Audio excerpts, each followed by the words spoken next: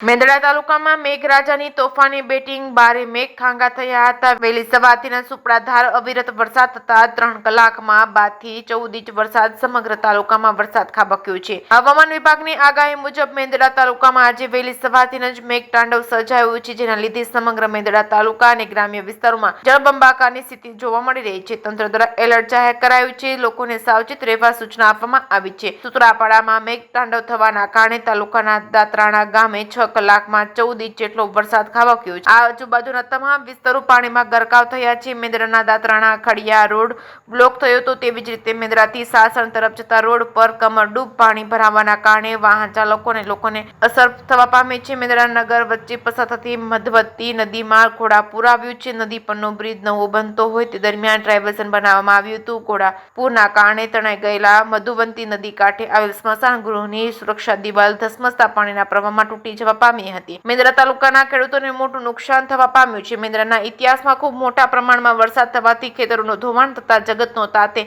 ખેતરોમાં વાવેલો પાક અને માટી સહિત પાણીના પ્રવાહમાં તણાઈ ગયા હતા। હાલ ખેડૂતોની સ્થિતિ પડ્યા પર પાટું સમાન છે।